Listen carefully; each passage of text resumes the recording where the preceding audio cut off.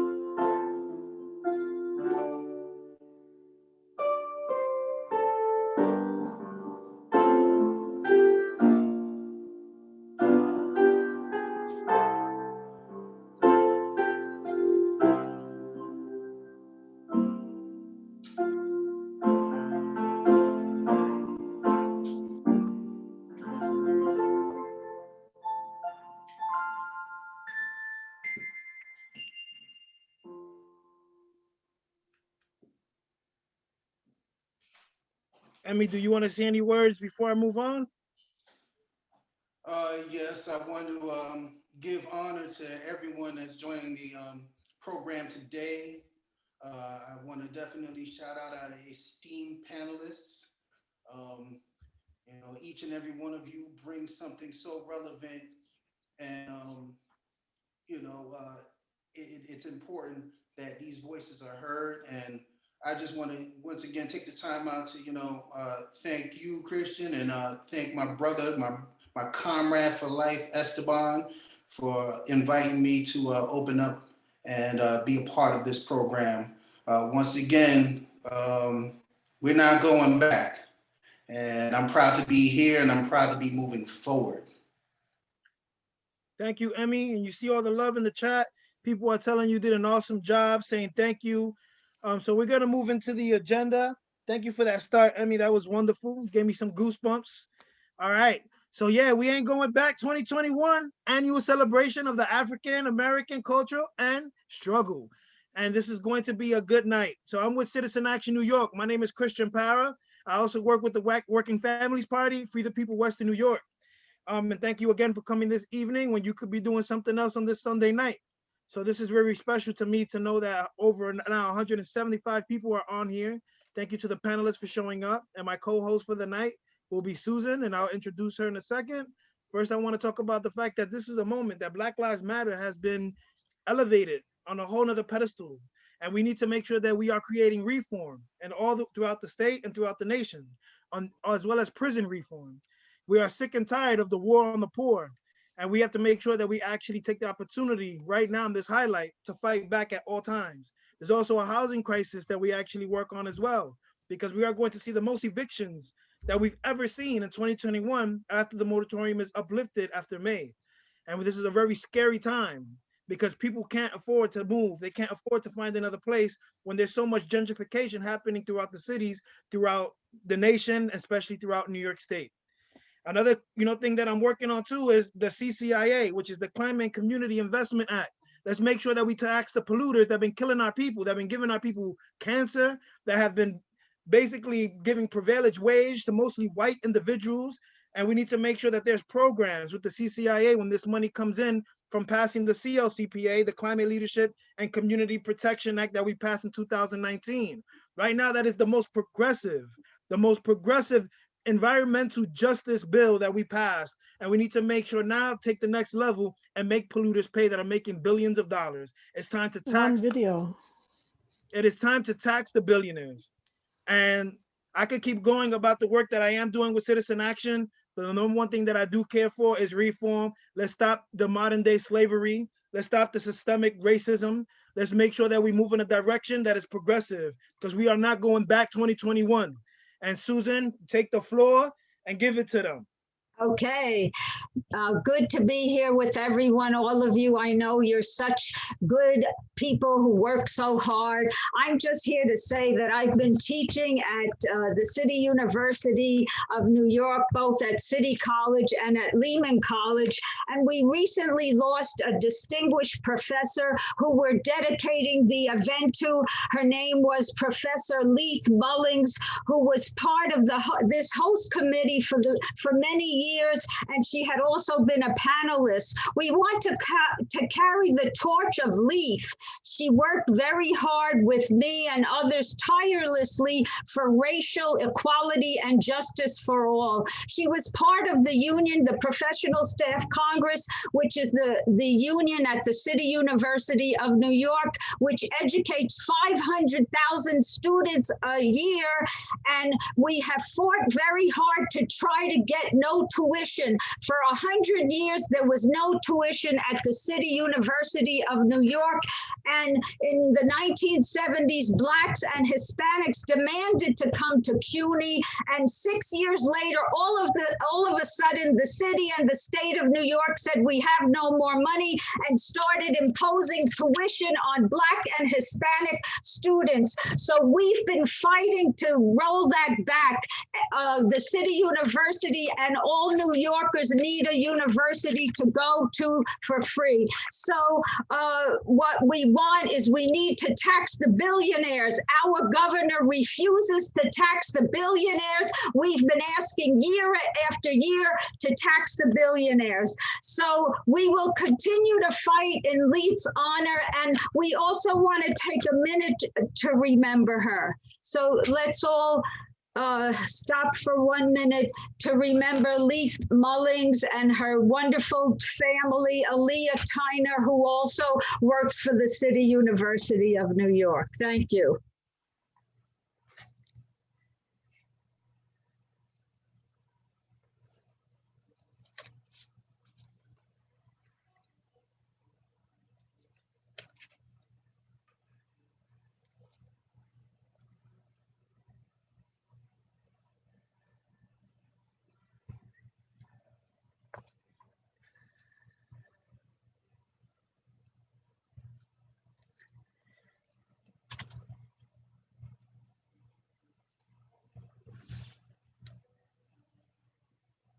Thank you, everybody. Christian will continue. I do want to make sure that I pick up energy after paying our respects. I know that everybody's probably not in chanting modes, but if you could just say it: stop the war on the poor, we won't take it anymore. Stop the war on the poor, we won't take it anymore. So I just hope you feel it, because we are making a revolution happen every single day in the work that we do. The people that we are electing every year, the people that we need to make sure we get to the pedestal, that what it takes to really create power. That takes money and organized people, and never underestimate the power of organizing people. The first person I do want to bring up is Reverend Wes McNeil. Thank you so much, Christian, and good evening, everybody. It's really an honor to be here tonight, and especially to be speaking alongside such an amazing group of speakers. My name is Reverend Wes McNeil. I'm the director of the Labor Religion Coalition of New York State and one of the co-chairs of the Poor People's Campaign in New York State. And I was honored to be invited to share some reflections on a vision for labor and community unity in this anti-racist movement of the 99% that we need. The mission of the Labor Religion Coalition is to unite faith, labor, and community in a statewide movement for social, racial, and economic justice, grounded in our deeply held moral and democratic values. And similarly, the Poor People's Campaign is oriented around building what we call a moral fusion movement, bringing together poor and directly impacted people, moral leaders, organized labor, and advocates to fight the interconnected injustices of systemic racism, poverty, militarism, ecological devastation, and the distorted moral narrative that has upheld all of them. And there are some important assumptions that ground this work and lead us to this moral fusion approach to organizing. One is this idea that there are shared values and principles that we can draw from and appeal to, not only rooted in, for some of us, our religious traditions, but also in the ideals of American democracy and the principles of organized labor and other movements for justice. One of those shared values that we can draw on and cultivate is a belief in the inherent dignity and worth of every person. As one of the Poor People's Campaign slogans puts it, everybody's got a right to live. People have a right, a human right, to housing, healthcare, food, education, and a safe environment, no matter what, and regardless of whether somebody can sell their labor. Solidarity is another principle that many of us hold in common. And we have both religious and political traditions to draw on that tell us we are interconnected, that injustice and suffering experienced by anyone must be our concern. Beyond the moral commitments that we hold in common, however, another assumption that undergirds our approach to fusion organizing is that it is a strategic necessity. The way that these systems of white supremacy and capitalism and militarism, patriarchy, settler colonialism, and ecological devastation all reinforce each other means that they can't be dismantled separately. And in addition, we know that the ruling class sees dividing the working class as one of their most reliable strategies for maintaining exploitation and oppression. We need to work together in order to win. And if we don't work together, we won't win. I'm currently part of a book group with the Capital Region Poor People's Campaign that's reading W.E.B. Du Bois's Black Reconstruction. And in thinking about what to say tonight, I've been thinking a lot about Du Bois's assessment of the missed opportunities for fusion organizing leading up to, during, and after the Civil War.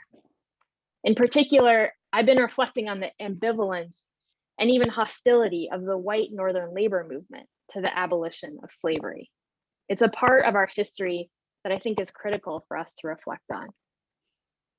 In his chapter on the white worker, Du Bois cites one union leader after another who offers various explanations for why the labor movement would not come out in support of abolition in the years prior to the Civil War. Part of it, of course, was blatant racism and white supremacy. Some of them expressed the very same ideas as the plantation owners about the intrinsic inferiority of Black people as they defended slavery. But others conceded that slavery was wrong, even as they argued against its abolition. The argument was that freeing the enslaved Black workers of the South would only weaken the position of the white workers of the North, flooding Northern industry with cheap labor and driving down wages.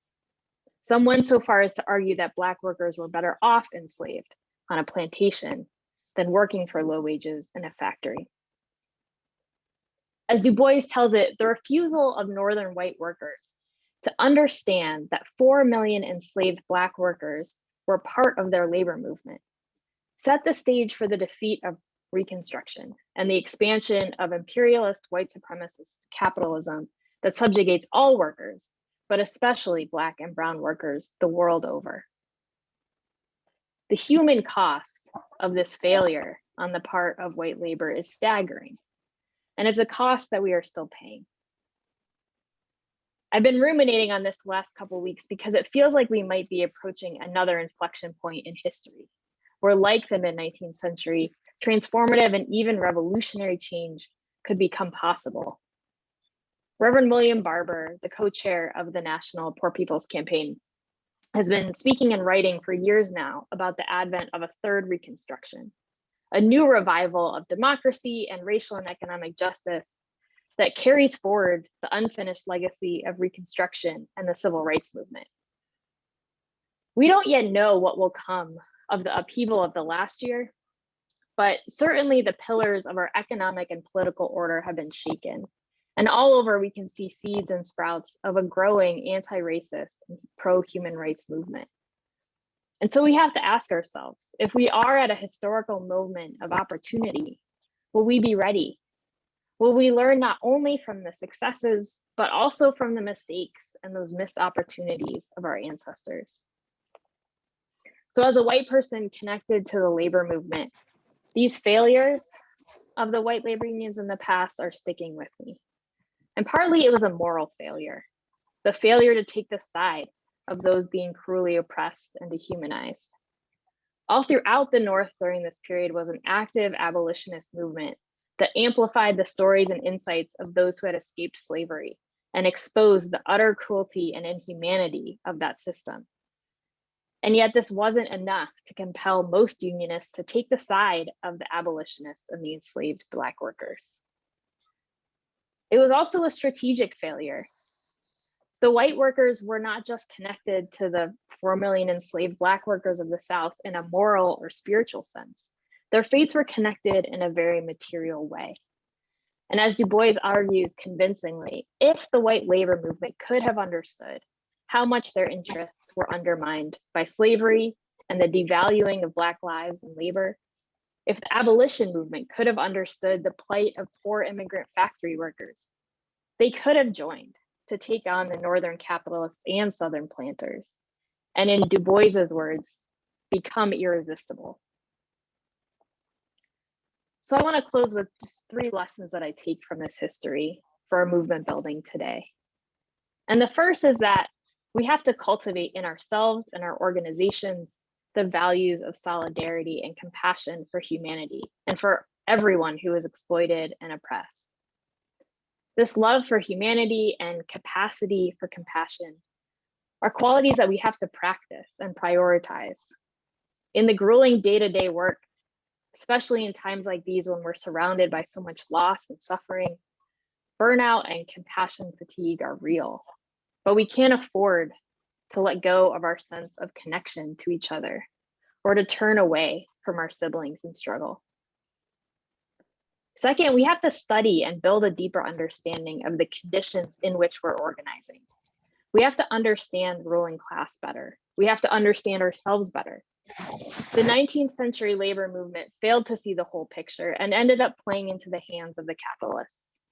When the pace of our organizing activities precludes this time for collective study and reflection and strategizing, we set ourselves up for mistakes. And lastly, we have to believe that we can win. I think some of our reluctance to come together across organizations, across issue areas, across geography, across race and other lines of division is because we doubt that transformative change is really possible.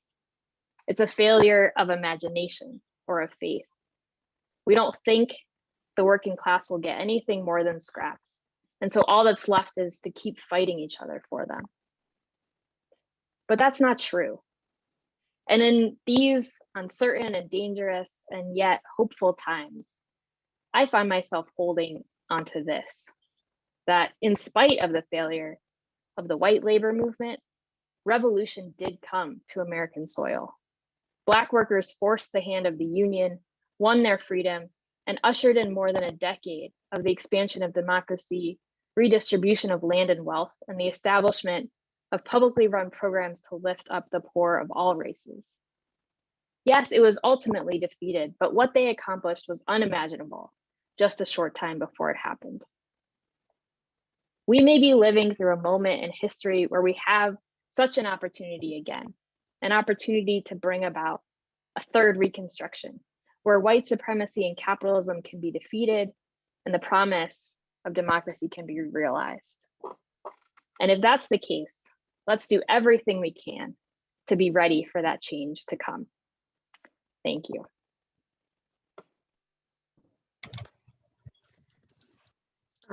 It gives me great honor thank you for that wonderful speech. We really appreciated it. And now we're going to go to the Honorable Robert Jackson, who has worked so hard for all New Yorkers. I followed him for many years, and keep up the good fight. Thank you. And let's hear from the Honorable State Senator, who has a hard time with the governor.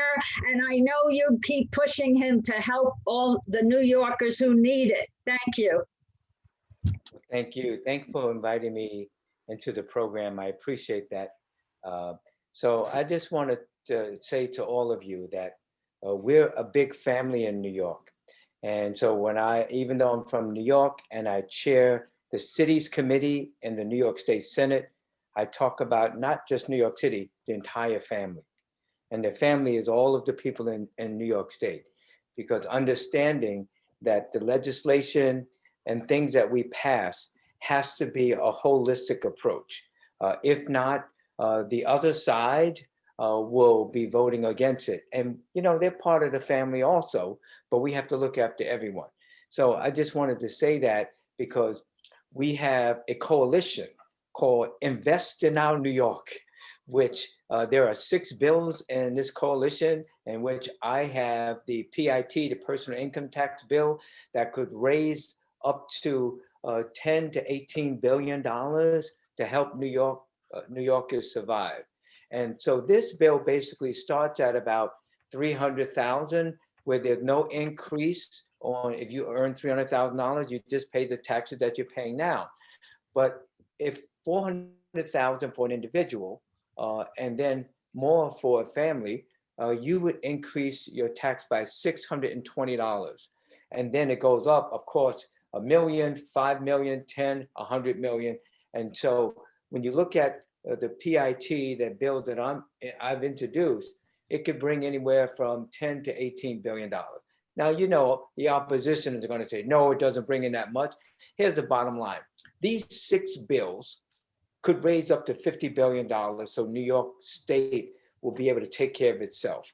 Now, obviously, we all know that Governor Cuomo, Mayor de Blasio are saying that we need money from the federal government in order to survive. And we have Chuck Schumer and Nancy Pelosi, both the majority leader in the Senate, and Nancy Pelosi, the speaker. They know how important New York City is to our city and to our state and the entire country. So I'm asking all of you to take note of Invest in Our New York in order to keep the pressure on all of us, pressure on the leaders that that's part of our leadership. Andrew Stewart-Cousins, who is the majority leader of the Senate, and I'm just communicating so if people don't know, and Carl Heastie, who is the Speaker of the State Assembly, and the governor, put pressure on us to do the right thing on behalf of all New Yorkers. Because I've said loud and clear, publicly and privately, some of you know my involvement in education. I fought and filed a lawsuit with Michael Rebell in '93. It took 13 years of litigation, and the end result was about $11 billion for capital expenditures in New York City, and about $5.5 billion in expense money to make sure that our children have the opportunity to receive a sound basic education. And let me tell you, if you don't know, the highest court in the state of New York said that an adequate education is students should graduate from high school knowing how to read, knowing how to write, knowing how to serve on a jury, and being able to hold competitive employment. And so that's what the goal and objective is in education. And that's why in the New York State Senate, every committee on education I am on. So what are the 3 committees on education? So you have the New York City Department of Education, which John Liu, our colleague from Queens, is the chair of that. You have Shelley Mayer from Yonkers and Westchester County. She chairs the Education Committee. That's the entire state.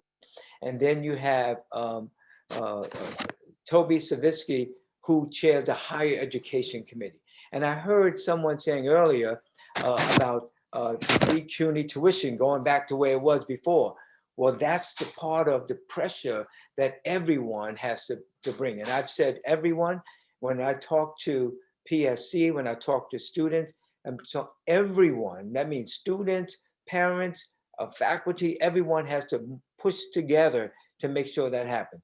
And in my opinion, the only way that's going to happen is we raise revenue on the wealthiest New Yorkers.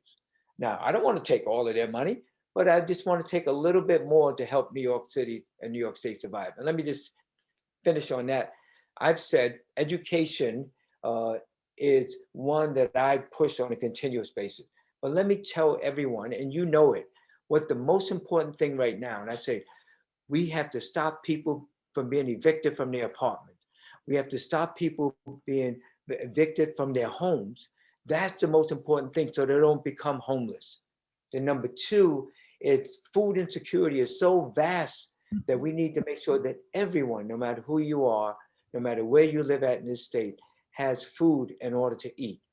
And then because we've seen so many things happen in the streets where people are shooting, killing, stabbing, punching people, they don't even know them.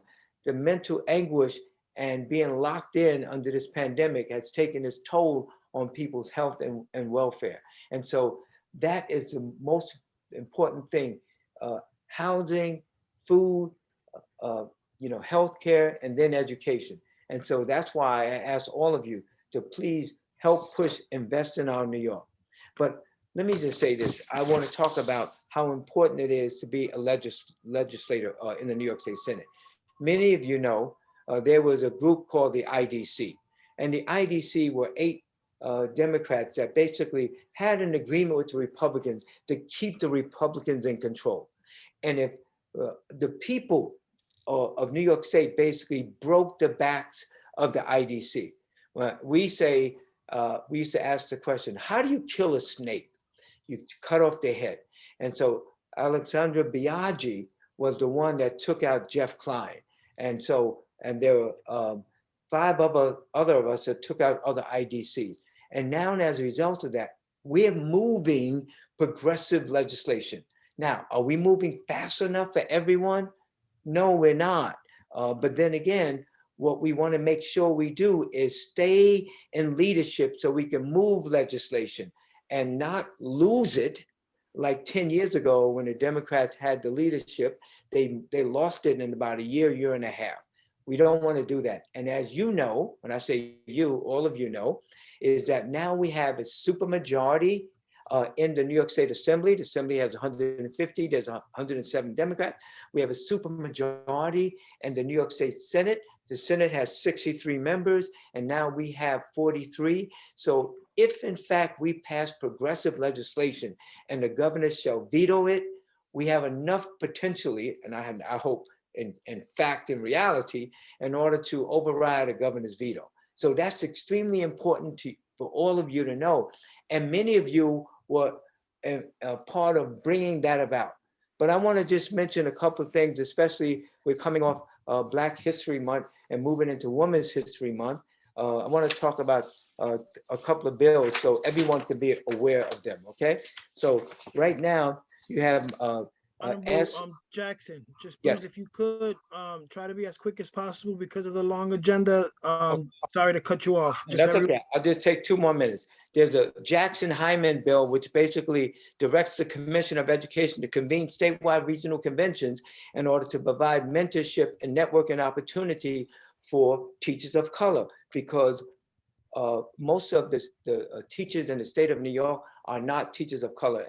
And there are over 175 school districts that don't even have one person of color in it. So that's one thing. That's the bill, Jackson-Hyman bill. And there's another bill which I put forward in the Senate, was to move the Amistad Commission from the Department of State to the New York State Education Department. The Amistad bill basically was to be able to teach in school about slavery and what happened to all of the slaves when they were on the Amistad ship, a Spanish slave ship. The bottom line is, why was it in the Department of State? Even the Department of State in 2016 said, hello, put out a report that it should not be in the Department of State, it should be in the State Education Department. So we're moving it there in order to really talk about slavery and what happened there. And then finally, James Sanders Jr. from Queens has a bill that will establish a community commission on reparations remedies and dealing with all reparations for people, Blacks, as a result of slavery. But let me just finally say that it takes all of us working together to get things done. And I am not afraid to speak up and stand up. So for example, the Working Families Party, they filed a lawsuit in Buffalo. And out of all of the state senators, there's only one state senator to sign on to that bill in order to move it, and that was me. I stood up for education. I would stand up for the Working Families Party, and I'm standing up for all of the people in New York State, fighting the good fight on behalf of all of us to ensure that we all should survive. And so I thank you for the opportunity. I can go further in detail, but I won't at this time. Well, we're going to get all the information from your assistant. We appreciate it. And the last thing I want to say is always remember the homeless. I used to feed the homeless on the trains. It's a tragedy that we even have homeless any place in the world. But thank you for your work. And now we're going to hear the generous musician, Len Shang. Thank you. And here it goes. Here he goes. Very much, everybody. Thank you.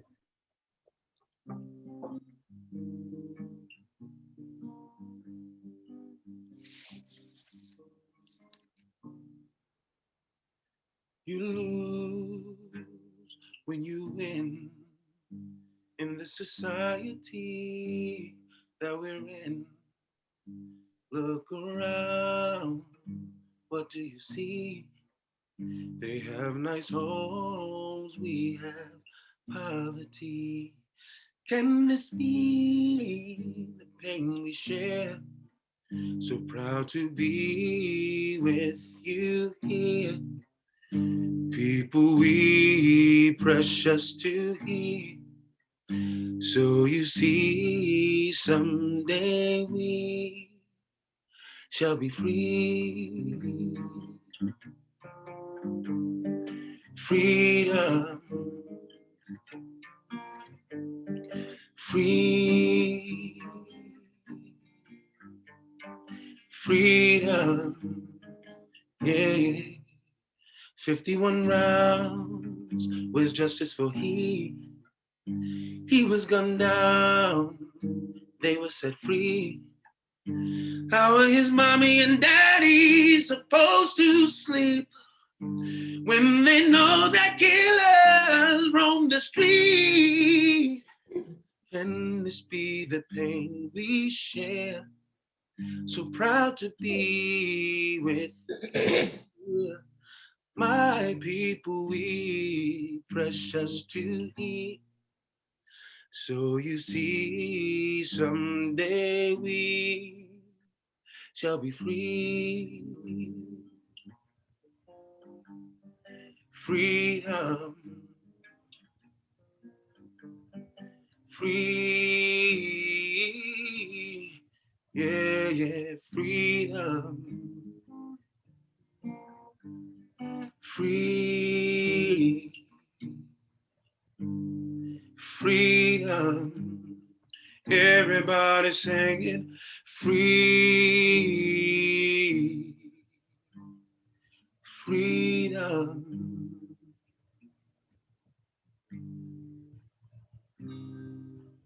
Thank you so much, everybody. Thank you. Thank you so much. Thank you.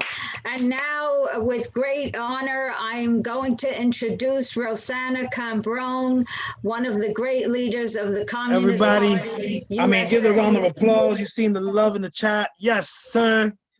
Len, you did an amazing job. An amazing, amazing, amazing job. Everybody, give him his props. Yes. Wow. The good thing is that he gets to perform again tonight. So we're going to hear him again. This revolution continues because we ain't going back. 2021. The next person I do want to bring up, I mean, I want Susan to introduce Tamika. So you do it, Susan. You do your thing. Okay, yes, and I just said Rosanna Cambrone, who's one of our best leaders of the Communist Party USA. Well, all the leaders are fantastic, and also the people in the party. And thank you, Rosanna. Go ahead. Well, thank you, Susan, that we're all a collective leadership here.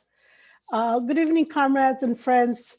First, I would like to thank the organizers for inviting me to speak on behalf of the Communist Party USA. Let me begin by stating that African American history is American history. It is not its own separate entity, but rather an essential component of this journey that is America. Their contributions to science, culture, the accumulation of this country's original wealth, and the social gains that have benefited everyone cannot be ignored, diminished, or dismissed. It is our collective responsibility to ensure that this historic role and their great contributions are taught as standard history throughout the entire calendar school year. I would like to begin my remarks with remarks on where we are today. By now, we should be experiencing a slight relief from the toxic events of this past 4 years. I say slight because rest assured there will be more to come. Our people's movement has halted this madness for now. This was a victory. We need to take a moment to celebrate this victory over a movement that was determined to firmly establish a fascist USA. But this celebration has to be a short one because the right wing does not rest and is already organizing their next plan of attack. Our country is at a turning point moment, but we have to stay on course, continue the unity and fighting spirit that made this moment possible. The uprisings, the strikes, the large-scale resistance, and the coming together to get out the vote, defend democracy, and advance social justice. We have to continue to focus on fighting the right-wing danger while keeping our eyes on the prize of responding to working class and people's needs. Continue to build the unity required to defend democracy against the fascist threat and demanding transformative change. During these first 100 days, grassroots pressure will be crucial to overcome obstruction, filibuster, and further coup attempts. Continued pressure is critical, just as it was in the past election, to win emergency relief, move forward for the needs of the multiracial working class, to address the COVID-19 crisis, the economy, systemic racism, and climate change. In our states and communities, we need to organize to enact the $1.9 trillion comprehensive COVID relief package, $2,000 individual relief, and a $15 minimum wage, relief for renters and student debt, and aid to states and municipalities. We need to expose and halt fascist forces, including a special all-peoples commission to determine how the coup attempt on January 6th was funded, organized, and executed. We need to remove all from office who participated in this coup attempt. We need to pass the PRO Act to remove barriers to workers organizing into unions, massive green infrastructure, job creation, racial justice, equity, and all the measures in the Workers' First agenda put forth by the AFL-CIO.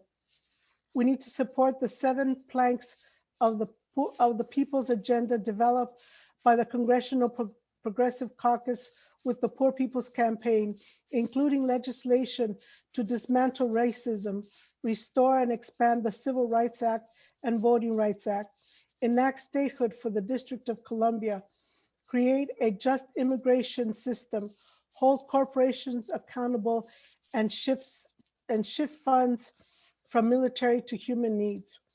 We need to build a united movement of the unemployed, many who will need relief for many years to come. We need to unite, educate everyone on the dangers of fascism so that we never come this close again.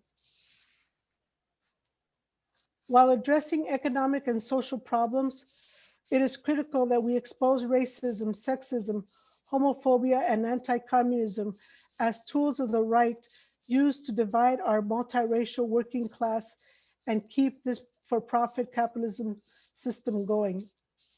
The Communist Party played a major role in the 30s and 40s in establishing labor unions, Social Security, unemployment insurance, and establishing the Sharecroppers Union in the South.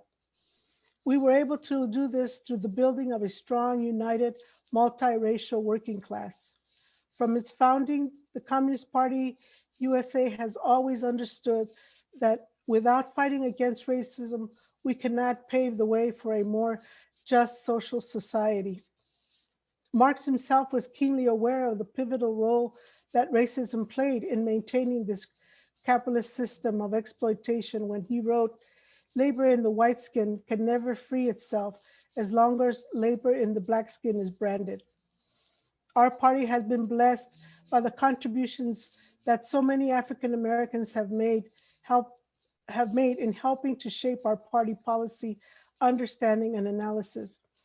W.E.B. Du Bois, the great Paul Robeson, Lucy Parsons, Claudia Jones, Langston Hughes, Charlene Mitchell, Henry Winston, Benjamin Davis, Rosa Parks, some of the finest sons and daughters this country has produced, found a home in our party. Even a young Tupac Shakur joined the Young Communist League. Our party does not take their legacy lightly. These giants have passed the baton to all of us, and it's up to all of us to choose how we will honor that legacy and pass it on to the next generation.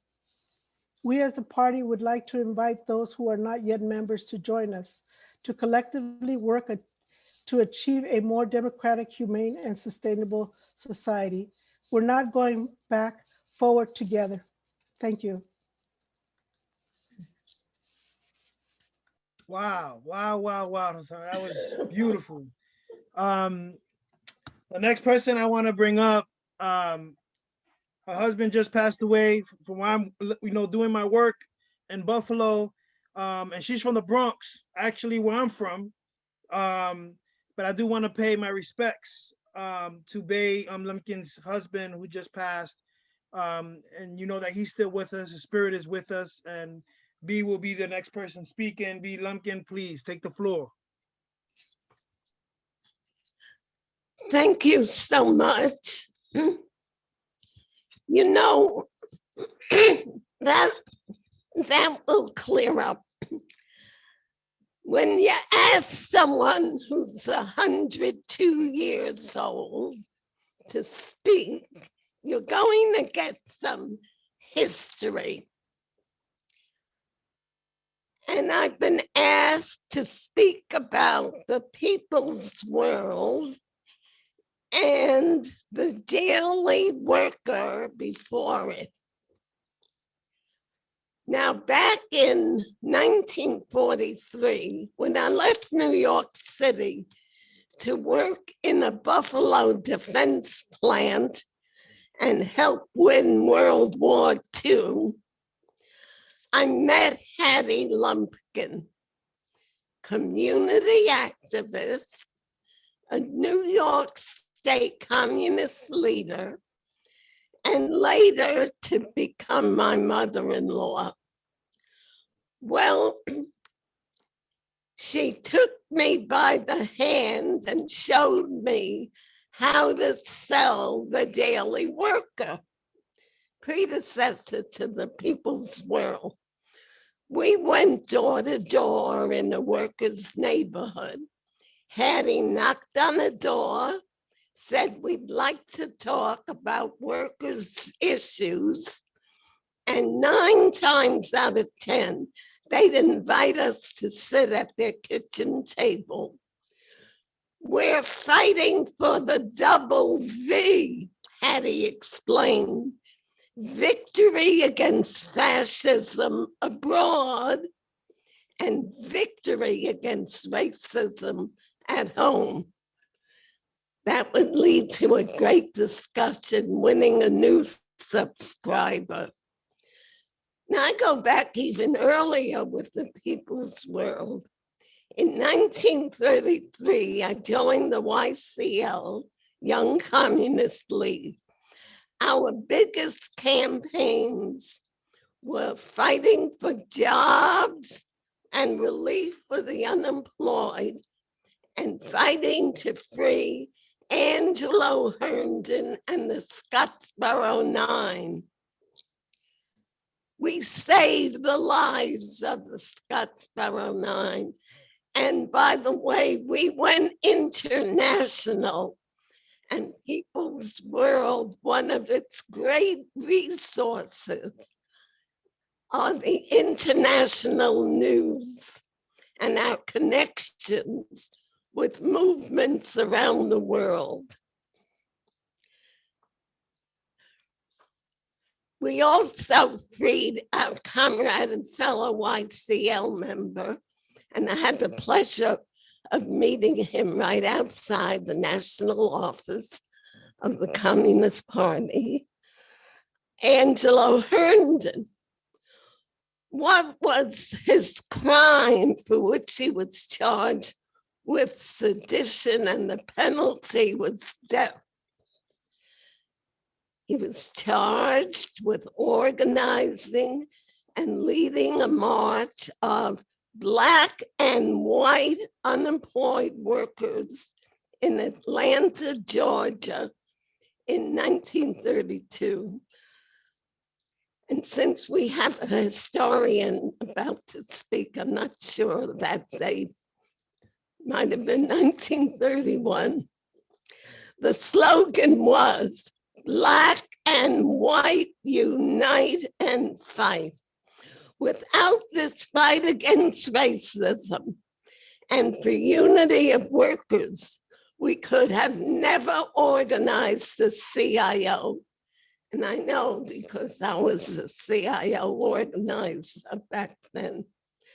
The People's World laid the foundation for the civil rights fight of the 1960s and 70s, and is still leading the fight to end racism today. And who just alerted us to the need, now please listen carefully, the need to condemn Biden's order to bomb Syria, the People's World, and at the same time to push hard to pass Biden's COVID-19 relief package. We need peace in the world to end the pandemic, not bombs. People's World, and taking its lead from the Communist Party, knows how to build coalitions while we still fight for peace and socialism. Support for People's World is urgent right now. The pandemic has hit the finances of People's World very hard. So I conclude by asking you,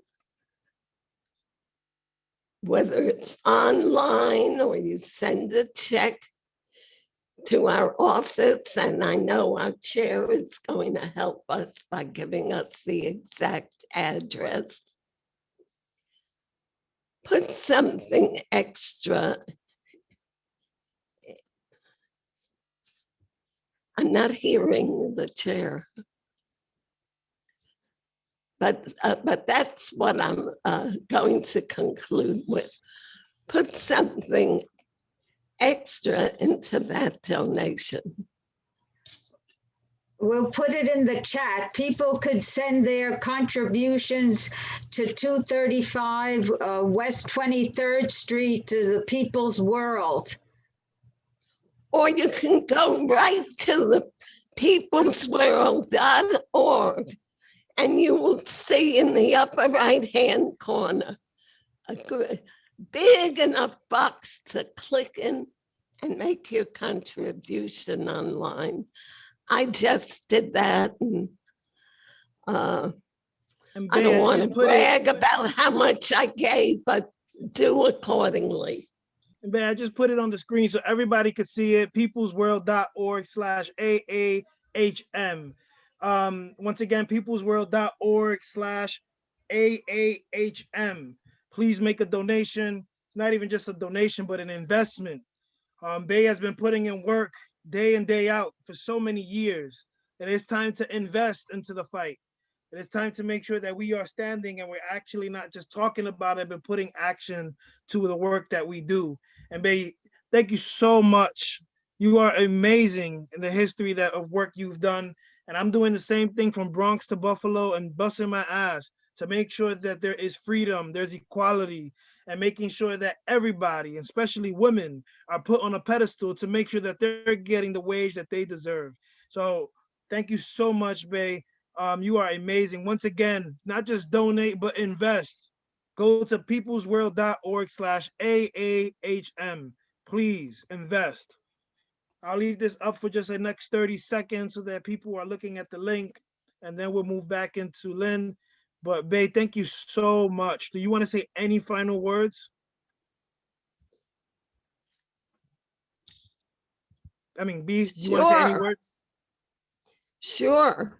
I'm so proud of the young people, starting, with those in Black Lives Matter and continuing with my young comrades in the Young Communist League.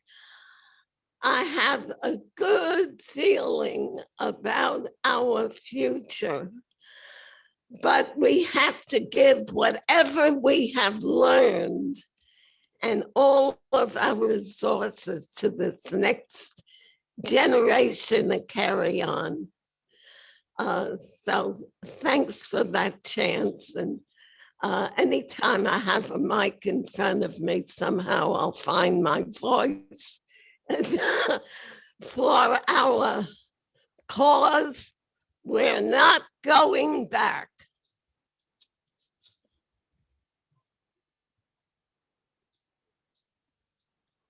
All right, I'm not sure if people can see my screen, but I hope that you can. Emmy, can you see it? All right. Yeah, I All right, so the next person coming up, Lynn Zhang, coming back with a comeback. Give us another revolutionary song. Let's do this. Lynn, are you there? I'm not sure if he's there. I mean, you're gonna have to do a solo real quick.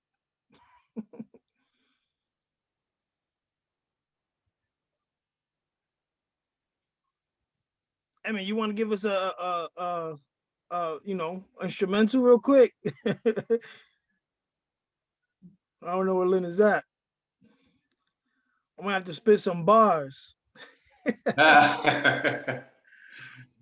I had my other setup set up, I'd actually give you an instrumental for those bars. All right.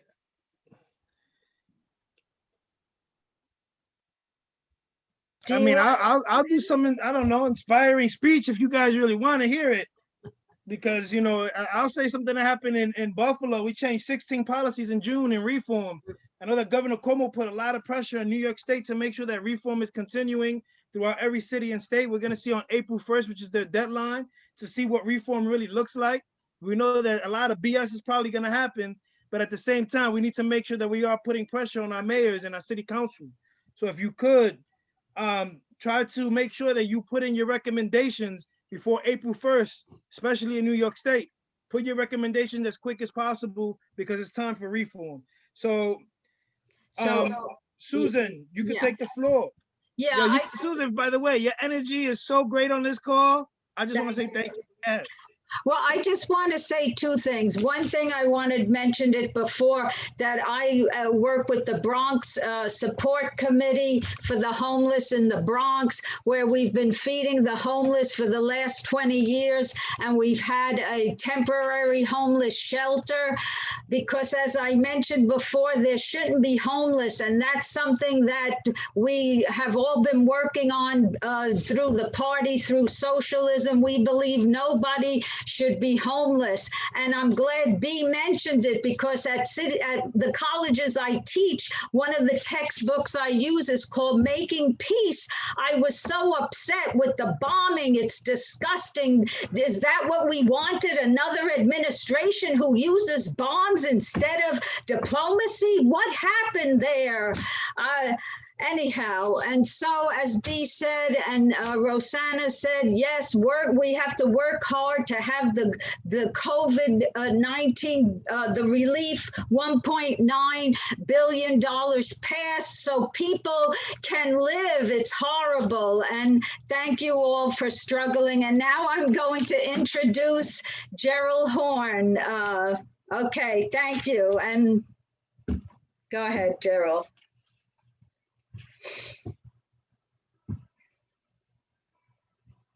Thank you very much for introducing me.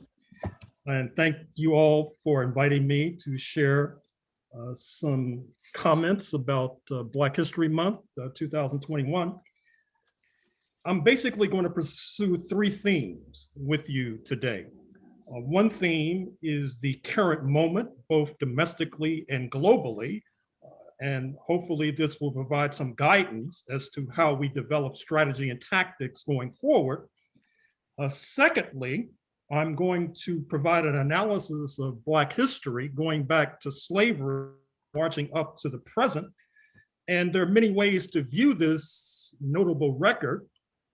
One way, which I've participated in, is viewing it through the lens of racism and anti-racism. Another way, which I'm going to pursue this evening, is pursuing it through the lens of class struggle, because as noted in a piece I wrote for The Nation and the current issue, which you can find at thenation.com, the question of an enslaved class, a class of workers who do not get paid, helped to generate a very fierce and militant form of class struggle. And as Reverend McNeil reminded us, this was in the context of a settler colonial project that led to the United States of America. Settler colonialism, whether practiced in Southern Africa, South Africa post-1652, or Rhodesia, now Zimbabwe, post-1890s, has involved Europeans across class lines invading the territory of an indigenous population, and oftentimes seeking to oust that indigenous population. It's oftentimes involved class collaboration. So on the one hand, you've had an enslaved population involved in class struggle in the midst oftentimes of a settler population, which has class collaboration as its guiding light. And indeed, I don't think you can begin to understand the election of November 2020 when Donald J. Trump, a known and notorious racist and imperialist, got 75 million votes without understanding the concept of class collaboration, because it's mathematically imprecise to say that 75 million is part of the 1% in a nation of 330 million. The numbers just don't add up. Then finally, I think what I'm going to try to do is talk about the role of Black communists historically in the struggle before getting into certain bread and butter issues concerning a prescription for a path forward. Now, with regard to the current moment, as the current US president himself has acknowledged, his victory was heavily dependent upon the Black vote. You may recall that it was about a year ago that Congressman James Clyburn of the Congressional Black Caucus endorsed Mr. Biden in the South Carolina primary, which turned the tide for him. We also know that just weeks ago in the Senate race in Georgia, which led to the Republicans being ousted from leadership of the US Senate, the decisive margin of victory was provided by Black voters who voted against the right, Kelly Loeffler and David Perdue, by a rate of 9-1, consisting of about 30 to 40% of the electorate of that particular state. It's this particular role of the Black vote is also represented with regard to some of the early executive actions of the White House. I'm speaking of the so-called racial audit, whereby the administration will be surveying various executive agencies and regulatory agencies and asking them to provide, now within weeks, a kind of analysis of how they're up to speed or falling short with regard to the struggle against racism. And I should also say that an important executive order was that curtailing the ability of the Pentagon to supply 18,000 plus police departments with so-called excess military materiel, everything from bullets to bazookas. That, of course, will be curtailed, which hopefully will be a step forward. I should also say that seriously being discussed right now is the question of statehood for the District of Columbia, which would provide 2 new US senators. Given the fact that Washington, DC is about 50% Black American, there's a strong possibility that the Black vote will be decisive with regard to a Senate election in this new state, presumed new state. And also there's serious talk as well, and Mr. Biden promised this during the campaign, an examination of the US Supreme Court, that is to say it has 9 members. You all familiar with how Donald J. Trump jammed through 3 members with the connivance of Mitch McConnell, but it's not mandatory or obligatory that the Supreme Court have 9 members. And there's serious discussion about expanding the number of seats on the US Supreme Court, helping to provide a progressive majority that then could vouchsafe progressive victories, which as of now will endure tough sledding in a Supreme Court dominated by Roberts, Alito, Clarence Thomas, Brett Kavanaugh et al. This brings me, of course, to January 6th, which I think future historians will see as a kind of hinge moment with regard to the evolution of the United States of America. At the congressional hearing on January 6th last week, a consensus emerged on both sides of the aisle, it's appeared at least, that this was an attempt not only to stop the counting of votes, some might even call it a coup, but it was also heavily infested with white supremacists. Certainly, if you look at the kinds of tools and weapons that were brought to Washington, D.C. on January 6, 2021, it would give us pause. This includes gas masks, riot helmets, shields, pepper spray, bear spray, fireworks, climbing gear, explosives, metal pipes, baseball bats, handcuffs, a gallows constructed on the grounds of the Capitol, homemade napalm, firearms, wireless communications, semaphore flags, hand signals, and much more that I don't have time to go into detail about.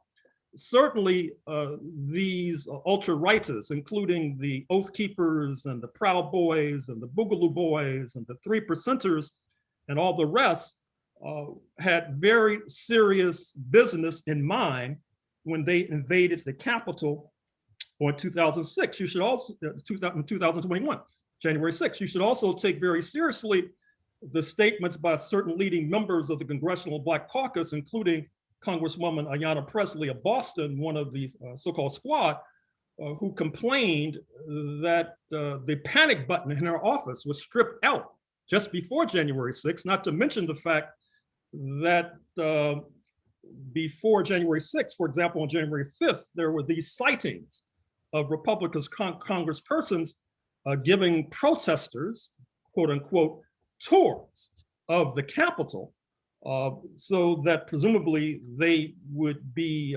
in place to do dirty work by January 6th. As some may have noticed, it was a multi-class formation on January 6th, not unlike the multi-class formations that helped to engineer settler colonialism in the first instance. That is to say, there were CEOs, Olympic athletes, small business persons, military veterans, police officers, transit workers, various declassed and lumpen elements, and all the rest. And it seems to me that in some ways, the invaders of January 6th provided a kind of microcosm of the Trump base and the Trump electorate in November of 2020. Certainly, we all should be concerned by the rhetoric emerging from January 6th. That is to say, it bears eerie echoes of the so-called lost cause mythology of following the US Civil War. Recall that after the slave owners and their minions were defeated, they began to construct this elaborate image about a so-called heroic lost cause. And you see this even today with Mr. Trump's speech at the Conservative Political Action Conference in Orlando, Florida. He spoke at length about the allegation that supposedly the election was rigged and that his alleged victory was stolen, which also brings us to the other eerie echo of January 6th and of November 2020 and of today, February 28th in Orlando, Florida, this idea that there was a stab in the back of the Republicans that prevented them from prevailing. Some of you might be familiar with that phrase, stab in the back, following Germany's loss in World War I. Supposedly, they were not necessarily defeated on the battlefield, but they were defeated because there was a stab in the back by various malign and malignant forces, which then paved the way for the rise of the pushes and the Munich push of 1923, and then of course the rise of the Nazi Party in the following decade. So the question we should be asking ourselves is how do we begin to combat these malignant and noxious forces that obviously have further dirty work in mind that might make January 6th seem like a dinner party by way of comparison. Well, I'm going to speak about more of this at the end, but let me say at this point that as we speak in state capitals from the Atlantic to the Pacific, the right wing and the Republicans are devising all manner of devices to restrict the vote. Everything from voter ID, everything from banning mail-in ballots, everything from banning early voting, et cetera. Their contention is not to have a repeat of November 2020. And that brings me, of course, to the John Lewis voting rights bill, which would go a long way to circumscribing these kinds of efforts that are taking place in state capitals. And I'll speak about that more towards the end. But of course, one of the reasons we're meeting remotely is because of COVID-19, which has claimed 500,000 lives and counting, more than any other nation on planet Earth, that is to say the fatalities in the United States of America, with a disproportionate percentage of being people of African descent. And you should not necessarily see that as coincidental or accidental. It's a result that in some ways is a logical result of the kind of system in which we find ourselves, the system known as capitalism, for example. And what I'm going to do now is take a stroll down the lane of history. And as I do this, I want to remind folks that history evolves. That is to say, new perspectives arise in history, not least because new evidence arises, which oftentimes can change the way we view the past. For example, we can agree that there was a revolt against British rule commencing generally on July 4th, 1776, but the meaning and the reasons for that revolt can be changed or can change depending upon new evidence and new perspectives. I think that that's what helped to drive the now controversial New York Times 1619 project. You might recall that in August 2019, Black journalists led by Nicole Hannah-Jones put forward this 1619 project, now being adopted in many school systems, but being mercilessly savaged by the right wing, not least because it suggests that slavery and enslavement of African people should be put at the center of the US narrative. And in that regard, the 1619 Project suggested that slavery may have had something to do with the revolt against British rule in July 1776. Now, of course, I think that we should understand that given that the revolt was led by slave owners, George Washington, Thomas Jefferson, James Madison, it might be a bridge too far to expect the enslaved population to engage in class collaboration, which has been a central ethos of settler colonialism. Historians have known for decades now, perhaps even since July 1776, that the enslaved African population was not necessarily on board with regard to the revolt against British rule. Perhaps they had the gift of prophecy and could foresee what would happen, which was that post the formation of the United States of America, the United States ousted Britain, the previous heavyweight champion, from leadership of the African slave trade, controlling the African slave trade to Cuba as early as the 1790s, to Brazil, the largest market, as early as the 1840s.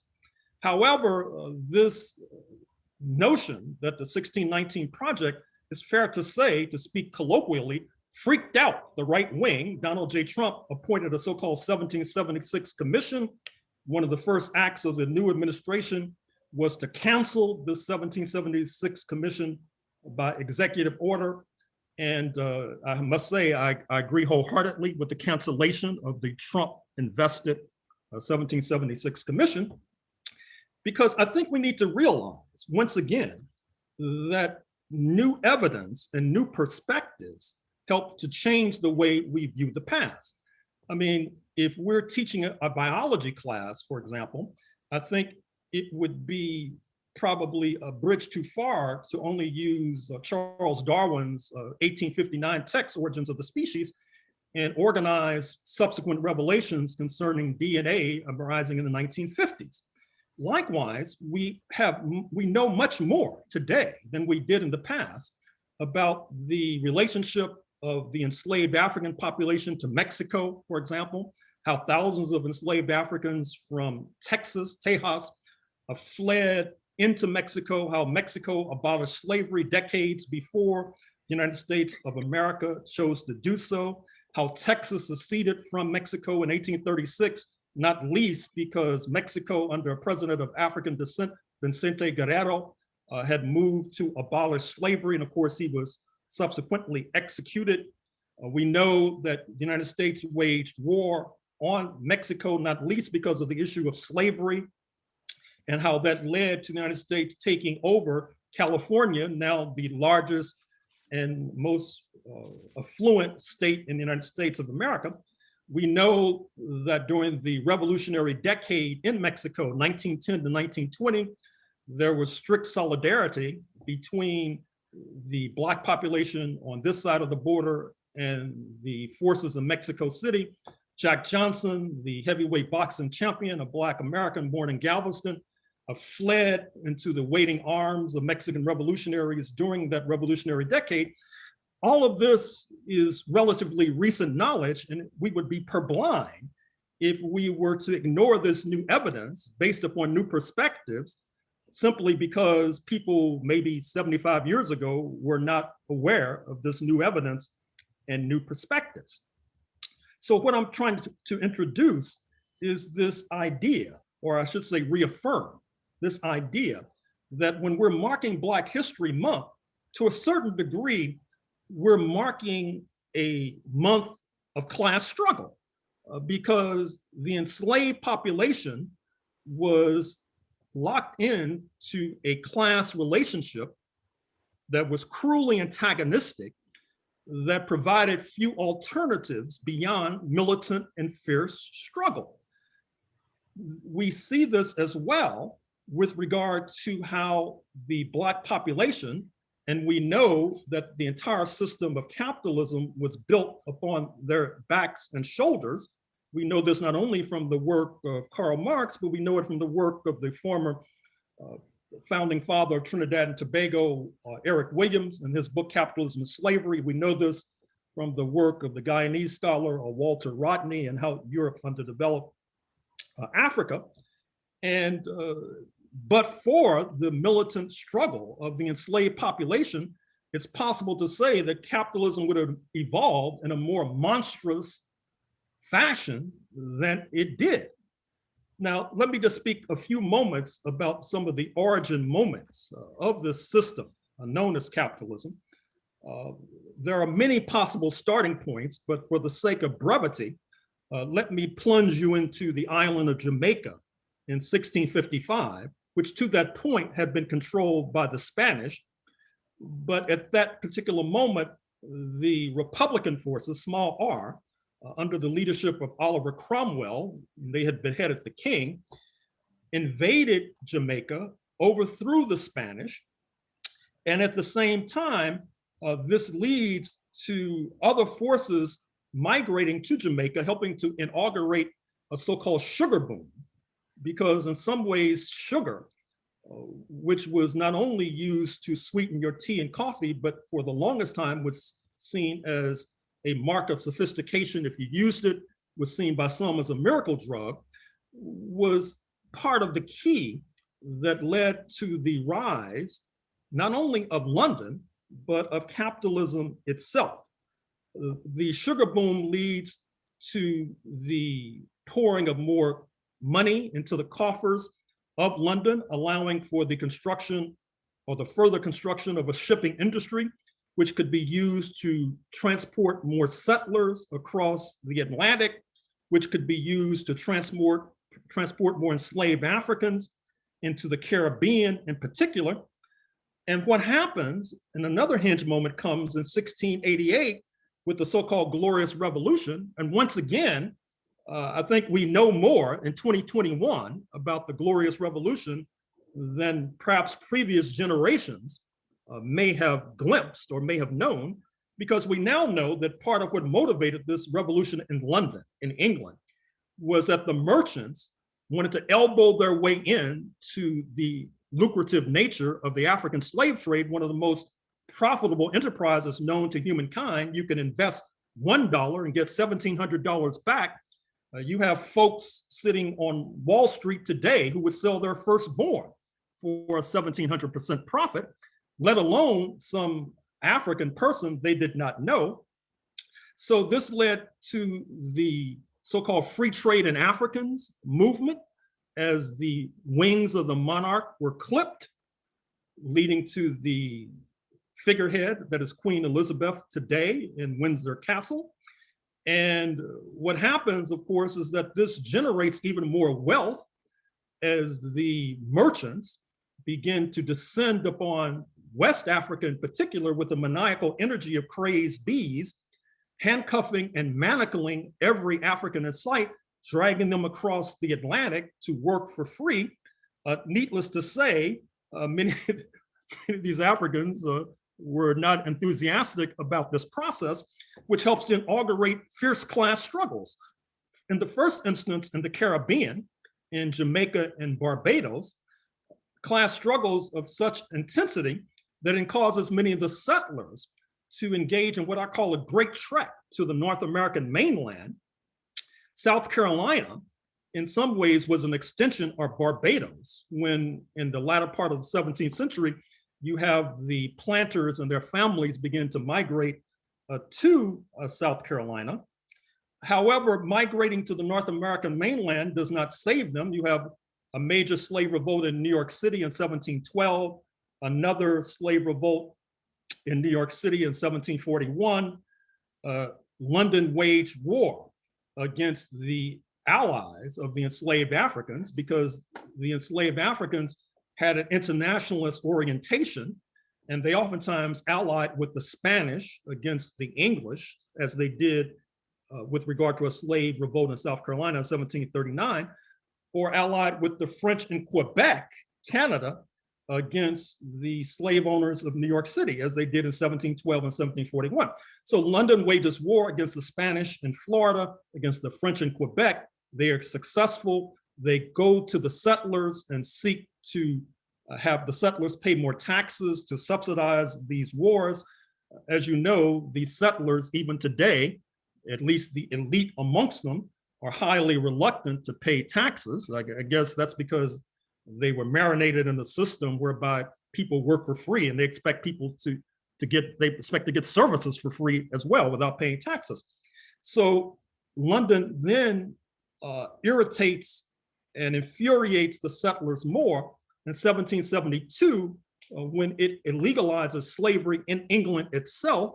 By the way, this is represented in a Hollywood film that's not made in, it's produced in the UK called Bell, B-E-L-L-E, about Somerset's case. Speaking of film, I should also point out to you that the cinematic portrait of US history is also changing. I would point you to the Book of Negroes, which is a South African, Canadian, and BET production that produces a view of early US history in 1776, totally unlike what even certain, quote, radicals think nowadays. It's told, of course, from the point of view of the enslaved population. London also infuriated many of the leading settlers, particularly the real estate speculator #1, George Washington, by pushing through the so-called Royal Proclamation of 1762, where they sought to prevent the settlers from moving west, coming into conflict with the indigenous population, seizing their land, forcing London to expend blood and treasure so that real estate speculators like George Washington could gain more land. Such material forces lead directly to the revolt against London's rule in 1776. And as noted, it would be asking too much to think that the enslaved population engaged in class collaboration, fighting shoulder to shoulder with slave owners, so the slave owners could tighten the links on the chains of slavery. And so slave owners could then leap into the forefront of controlling the African slave trade, which they did precisely.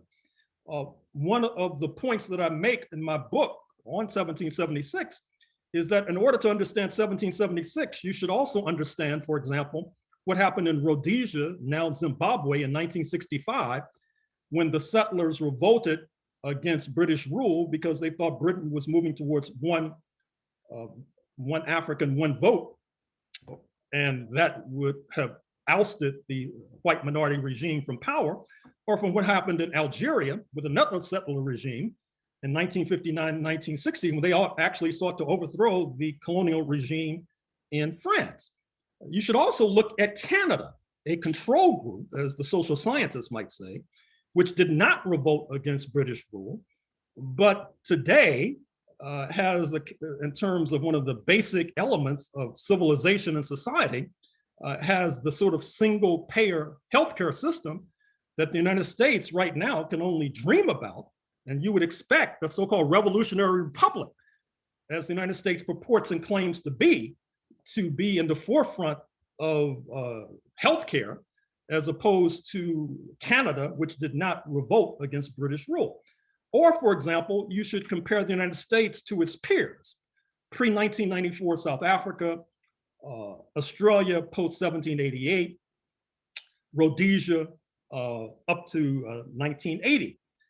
In other words, even though we know, or I think we know, about these basic elements of class struggle and class collaboration, oftentimes these basic precepts are not necessarily applied for whatever reason to the history of this country, although it could be very revelatory if applied to the history of this country. Now, of course, we also know that there are exceptions, like John Brown, for example, who Du Bois wrote about at length, who, of course, in 1859 tried to launch a revolt, an armed revolt against slavery and league with Black comrades.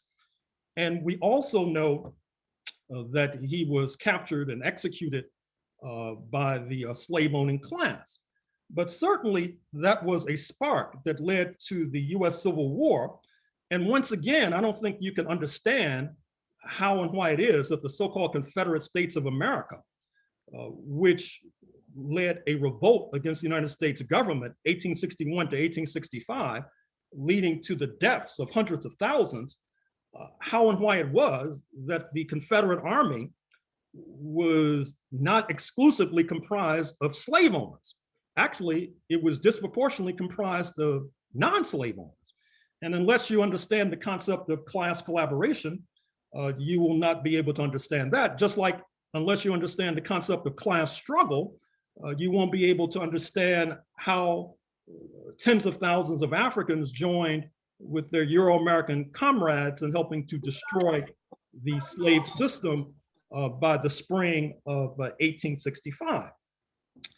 Once again, I think that this frame of class struggle versus class collaboration would also help us to understand the US Constitution, which did not prevent the United States from leaping to the forefront of controlling the African slave trade, not least to Cuba and Brazil by the 1840s, but also recognizing that the vaunted Bill of Rights was not just an expression of bourgeois democracy, it was racialized democracy, because the Bill of Rights did not apply to the enslaved population, which should be obvious. Certainly it didn't apply to the indigenous population. If you watched enough movies, you should know that one of the most despised villains in Hollywood's canon of so-called Westerns is the settler who sells arms to Native Americans, even though supposedly there is a right under the Constitution to bear arms. Or you won't be able to understand what happens in 1967 when the Black Panther Party, newly minted, comes into the legislative chambers in Sacramento with arms, which then even causes Ronald Wilson Reagan and the National Rifle Association to come out in favor of Jim Crow. And by the way, excuse me, come out in favor of gun control, excuse me. And once again, with regard to your cinema samplings, I would recommend on the Black Panther Party, the new movie, Judas and the Black Messiah, which deals with the slaying of Black Panther Party leader Fred Hampton in December 1969.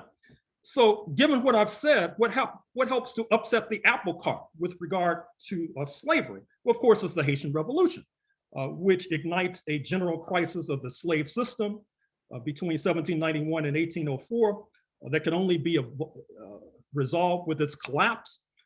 You see that edges London towards abolishing the slave trade in 1807, abolishing slavery itself in the 1830s. The United States, led by slave owners, digs in its heels and in fact tries repeatedly to undermine the Haitian Revolution.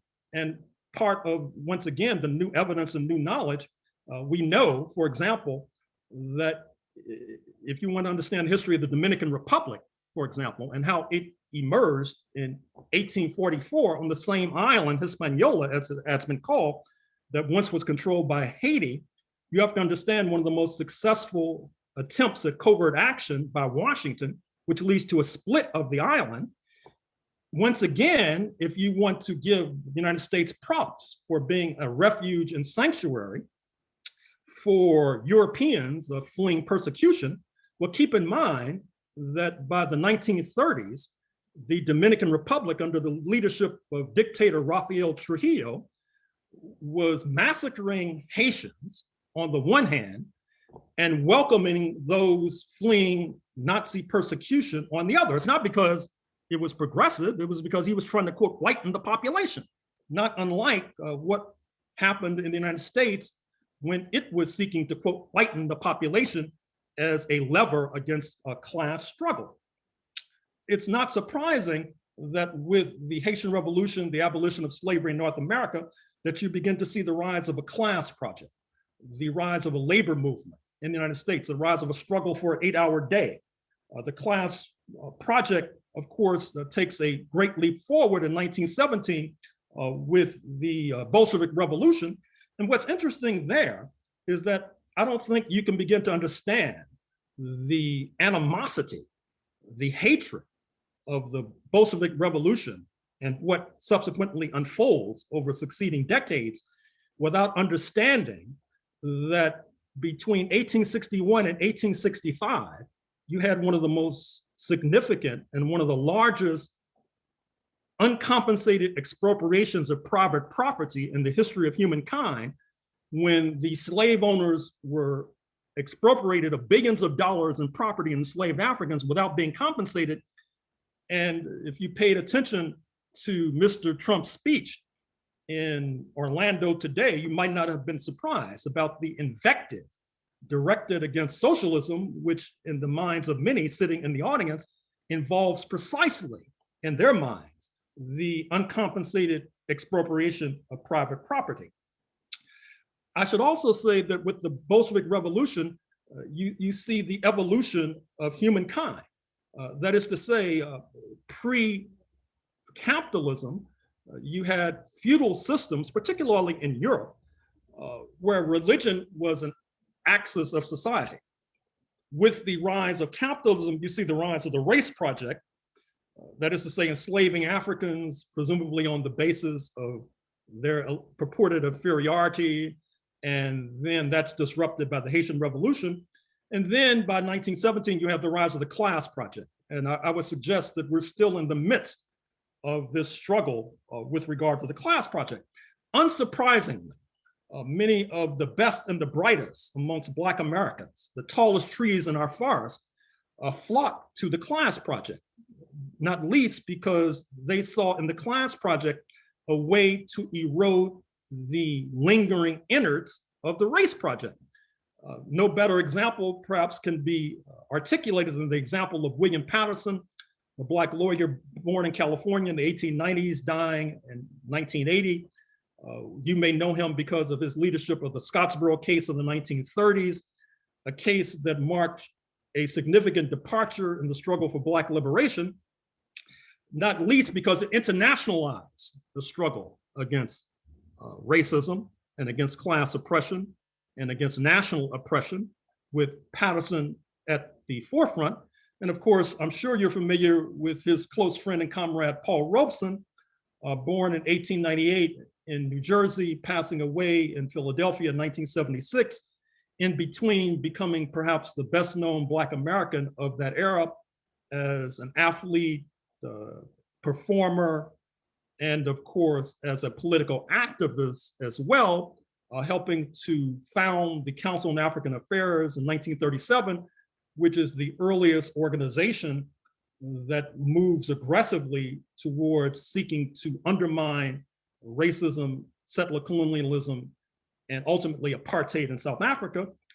You may be familiar with Claudia Jones, who has Trinidadian roots, Caribbean roots, who was a leader of both the Young Communist League and the US Communist Party before running afoul of the US authorities and being deported. And she winds up in London, where she becomes a leader of the Black British population and helps to inaugurate the still vibrant Notting Hill Festival, which is still being executed. And of course, there's Ben Davis Jr. And watch for my paperback book on Ben Davis Jr. through international publishers, which will be out in a few months. Ben Davis Jr., of course, born in Georgia in 1904, passing away in 1964, a Harvard-trained lawyer. I noticed that the Angelo Herndon case was mentioned by a previous speaker. He, of course, was the lawyer for Angelo Herndon, elected to the New York City Council in 1943, re-elected in 1945 on a platform, particularly a platform of protection of tenants. And in fact, the legislation pushed through by Ben Davis Jr. and his comrades with regard to tenant protection is still being utilized in New York City as we speak. Then, of course, he's put on trial as the political climate changes and is jailed by 1951. And of course, W.E.B. Du Bois, 1868 to 1963, joins the US Communist Party, 1961, before he repatriates to West Africa. His spouse, Shirley Graham Du Bois, also part of that movement, that communist movement, in fact, helps to introduce him to that movement. So I think it's fair to say that we're still surviving under the gains that were pushed forward by not only Black communists, but communists in general during the 1930s. For example, Social Security, unemployment compensation, etc., is all a product of that particular movement and struggle. However, 1941 to 1945, you had the anti-fascist war with the Soviet Union and ultimately China becoming the primary victims in terms of fatalities. And what happens after that is, of course, the launching of the Red Scare, the launching of the Taft-Hartley Act, attack on labor, attack on communists in particular, with not only Claudia Jones being deported, but Ferdinand Smith, who was a Black Jamaican who becomes one of the most powerful figures in the United States of America, not just Black figures, as number 2 in the National Maritime Union, a union that has oversight over both imports and exports into the United States through shipping. He, of course, is deported back to Jamaica, where he becomes a leader of the emerging independence movement in Jamaica. All of this sets the stage for what I call the Compromise of 1954. On the one hand, you see the US Supreme Court led by Earl Warren, who, by the way, helped to lead the incarceration of Japanese Americans during World War II on spurious grounds. But somehow, by 1954, we are supposed to see him as this great civil libertarian and formidable progressive. But in Brown versus Board of Education, the United States decides that Jim Crow, US apartheid, is no longer sustainable, not least because they're under tremendous international pressure from the socialist camp, from national liberation movements in Africa, Caribbean, etc. Washington finds it difficult to appeal to these emerging nations as long as people of color in this country are treated so atrociously. So on the one hand, Jim Crow has to go, or at least be eroded.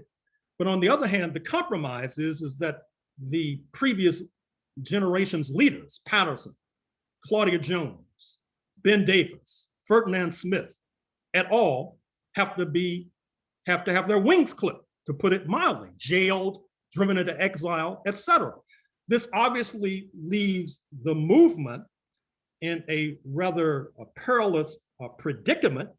It helps to facilitate misadventures by US imperialism, because one of the weaknesses of the surviving Black liberation movement in particular, which exists to a degree to this very day, has been a relative inattention to foreign policy, which then facilitates these misadventures in Korea, Vietnam, the attempted overthrow of the Cuban Revolution, 1961, the intervention in El Salvador in the 1980s under Reagan, the alliance de facto with apartheid South Africa, not ending until 1994, the mining of the harbors in Nicaragua under the Sandinistas, the alliance with religious zealots in Afghanistan, which has led to this war, which the United States is still enmeshed in decades later, the misadventure in Iraq beginning in 2003, the misadventure in Libya, 2011. All of this is facilitated as a direct result of seeking to curb the influence of Black communist figures and communist figures generally, which then leads the United States into this these foreign policy quagmires from which they become famous. So now I'm getting close to the end. And so let me now deal with the international situation, because I think that it's important to point out that there's quite a bit of hysteria in the highest circles of US imperialism about the rise of China, although they rarely discuss the fact that the rise of China is a direct result of this Captain Ahab type obsession with Moscow, which led Henry Kissinger 50 odd years ago to go to China and work out an anti-Soviet entente with the People's Republic of China. And obviously US imperialism underestimated China because now it's in the passing lane. But even worse, US imperialism is now attempting what they call dual containment. That is to say, they're trying to have negative relations with China and Russia simultaneously, even though Henry Kissinger, when he went to China in the first instance in 1971, part of what was impelling him was this idea that there should be a disruption of the relationship between Moscow and Beijing, and it would be a predicament if the United States had to face a Moscow and Beijing, there was a kind of an alliance, which is what has basically happened today. So now you see that the new administration is trying to encourage the European Union to sign on to what I consider to be a fool's errand. If you were able to read the missives emanating from the embassies in Washington, D.C. to the capitals in Europe, you probably see that the embassies are counseling the capitals to hedge, because the embassies fear that the Trumpistas might make a comeback in November 2022 or November 2024. And of course, it's up to us to prevent that from happening. But it would not surprise me if that is the conclusion that the embassies are making. I should also say that it's going to be difficult to sign up India to this dual containment policy, because India has had a post-1947 close relationship with Russia that survived the overthrow of the Soviet Union. And likewise, it'll be difficult for Japan to sign up to this alliance against Russia as well. You might have noted that during the Winter Olympics in Sochi, that Shinzo Abe, the Japanese prime minister, was spending quite a bit of quality time in Russia with Mr. Putin. So this means that US imperialism is really at a fraught moment right now. And if I were the commander-in-chief of the Black Liberation Movement, one of my pieces of advice to revolutionary forces and to communist forces is to redeploy cadre to the anti-imperialist front, to the international front. And I say that because it's a question of war and peace, which means the survival of humanity.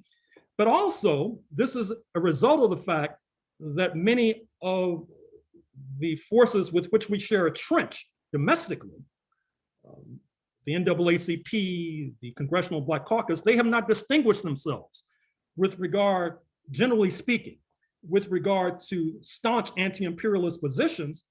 And I think that this is where a lot of headway can be made, because if you look at what's happening at the Human Rights Council in Geneva as we speak, the Black Lives Matter movement is bringing forth all of these cases to bring the United States into the dock, engineering investigations of the police terror that has afflicted our community. But I think that that particular effort, which could have as much catalytic impact on our struggle as the Haitian Revolution, as the Bolshevik Revolution, that particular movement has not been gaining the kind of traction that it should be gaining. Let me also say that before Friday, before February 26th, I was almost persuaded by the Biden forces saying that climate change is going to be at the center of their foreign policy, and therefore this would lead to a de-emphasizing of an oil-based, fossil fuel-based foreign policy, which would then lead to what we saw with regard to Saudi Arabia just a few days ago.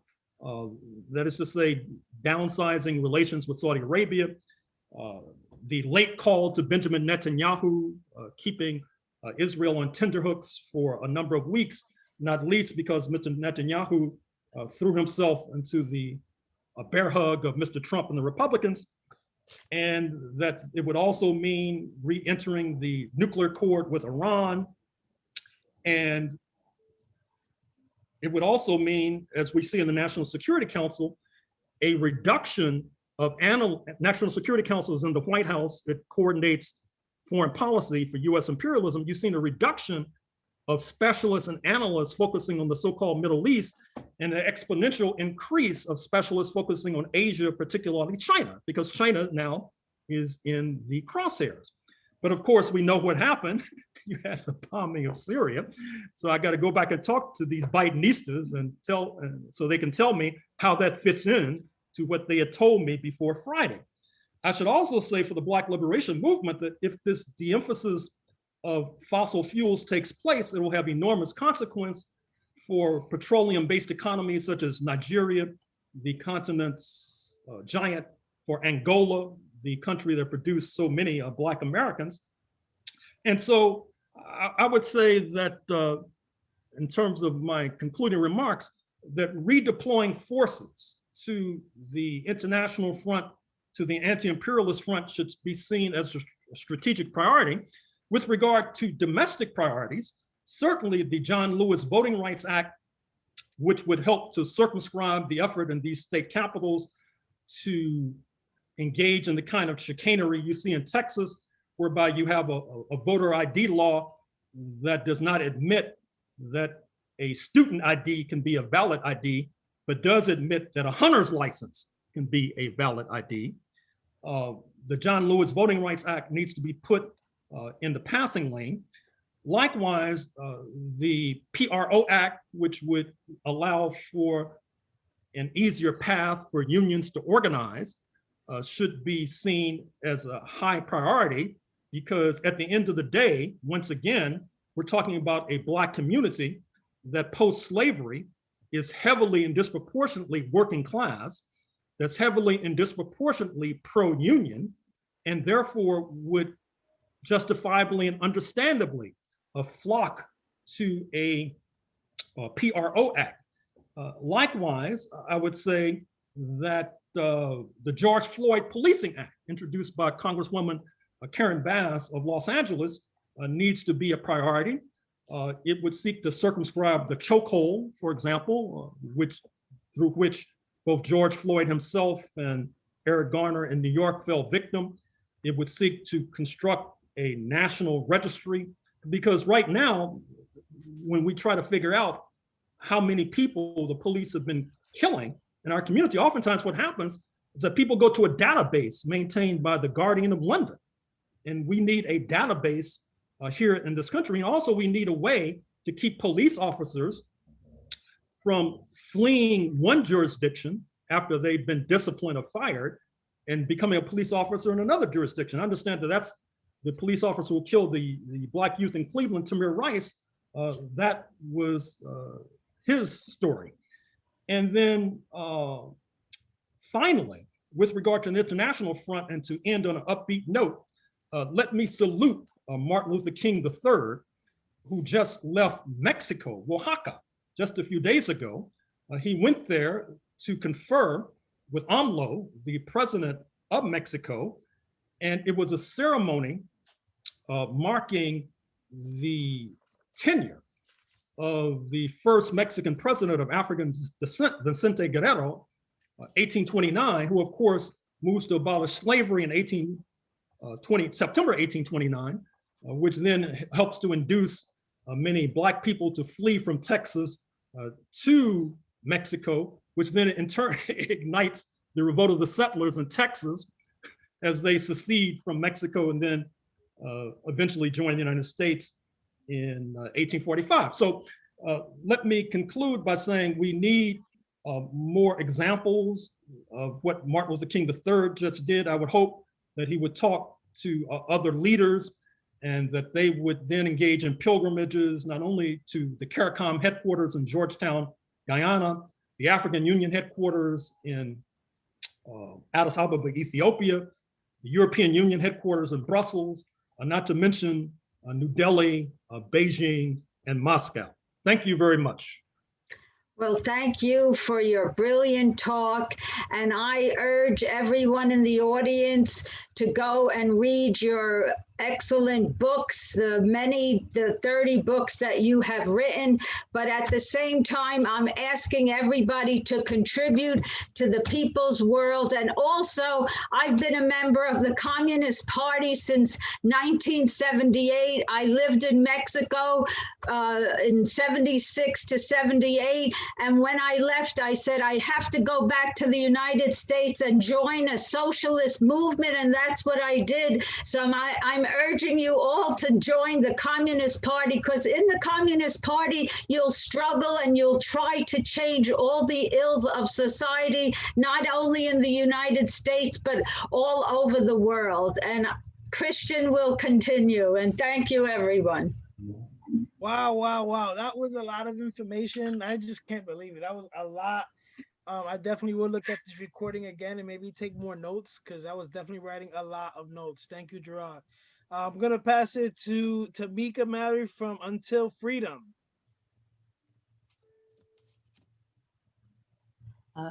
Hello, everyone, and thank you so much for having me on. I agree with you, Christian, that we've received a lot of information. It's so important to understand our history and to really understand it from a broader perspective than what we're taught in school and the American history that is forced upon us. But listening to Mr. Horne and the information that he was sharing tonight, let me know that there's so much more that we can all learn. And I am really thankful to be a part of this program today. It really reminds me so much of as my parents, as I was growing up as a little kid, my parents used to take me to listening sessions where Dr. Ben Johaka was speaking and other individuals like that. And we were learning so much of the deep history of Black folks, Black folks, not just in America, but Black folks in the diaspora. And this occasion tonight, celebrating Black History Month and on this last day of Black History, is really one of those moments to me that reminds me of being in Harlem and having some of the most important thought leaders of our time to sit down and share information, Brother John Henry Clark, and just a number of individuals. So I want to thank you, Dr. Horn, for the information you shared today. And certainly I will be, like Christian, doing some research to learn more.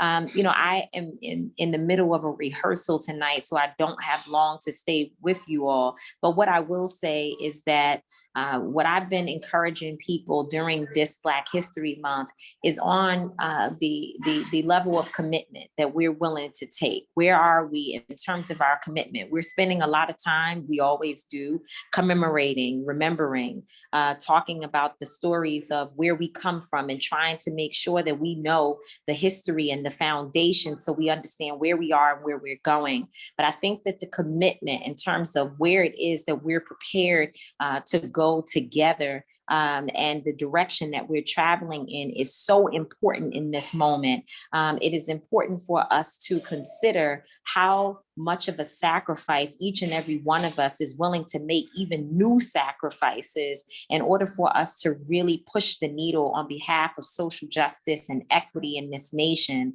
And I think each one of us knows that we have a responsibility and that we can be a part of the story of really liberating and at least in this generation, being able to say that we made some strides towards the liberation of our people. And that's what I work on every single day, is just trying to figure out, as a Black person, how can I not just remember those who came before us, but how can I try to live up to some of what they have actually accomplished and what they have committed to our society. Today is the 94th birthday of Harry Belafonte is being celebrated. And when I think about Harry Belafonte, I think of someone who definitely made the sacrifice, who made the commitment to be in the trenches, not just as an artist who was looking for people to support him, but instead an artist who was willing to put himself, his life, his family's lives, and his finances on the line in order to stand for what he knew was right. And that's what I believe that this Black History Month experience is supposed to be about, is figuring out how we push the needle, how we make ourselves more uncomfortable, and how we really speak truth to power in the face of so many who would like for us to be maligned, aligned with things that are not in favor of where it is that we're supposed to be traveling as a people. And so I want to thank Esteban for inviting me to be a part of this program today. And just to say to everyone, my book is coming out soon, and the forward of my book is a conversation between Cardi B, who many of you know is an artist, and Angela Davis. The two of them are in conversation together. And it's shocking, right? I see Dr. Horn's face. It's a shocking thing. Like, why would you write a book called State of Emergency that is about this current crisis and call it and have a forward between Cardi B? Some of us love Cardi B as an artist, but we don't necessarily see her being in the space of speaking to the political climate. But the reason why I chose the two of them is because I realized that we're in a moment where we have to make space for everyone to sit at the table in this movement. And the way in which Angela Davis takes the time to speak with Cardi and to explain to Cardi that every single person, no matter where you come from, no matter what your story is, no matter, again, no matter where it is that you, what you may have been through in your life, that every single person is necessary in this fight. And that every time we get a stage that's big enough to tell the stories of Black people and brown people, we need to take those opportunities. And that all of us, the Black church, the movement, and all of the spaces that we're in, we need to make space for every single person, and that there should be no stone left unturned in terms of encouraging people to speak truth to power in this movement. And so that's what I work on every day. It doesn't always look traditional, but certainly we are doing the work of encouraging Ray Rays and Keishas to own their power and to step up and to be a part of the everyday push for justice, equity, and everything else that freedom encompasses in this nation. So thank you all so much for having me. God bless you all, love to you all, and happy Black History every day, not just in 1 month. Tamika, Esteban definitely wanted me to send a message saying that we should definitely do a delegation to Cuba. I'm actually 25% Cubano. But on top of it, like whenever we do this delegation, let's bring leaders together. I'll bring them down from Buffalo, from the Bronx, and let's make sure that we bring meaning back to Harlem, back to Havana. And I'm definitely, Tamika, I can't wait to personally meet you. You have done a lot of empowerment for women, especially women of color. And you just keep doing your thing, especially bringing women that the narrative is that they probably shouldn't be part of the space, but you bringing them to the space, and that's breaking the dominant narratives to make sure that we keep teaching and we keep building what we need to build in order for people of color to rise. So I want to say thank you so much, Tamika, for the work that you do, because you really do give me goosebumps. I've seen your speeches before, and it's amazing. And I'll pass it back to Susan.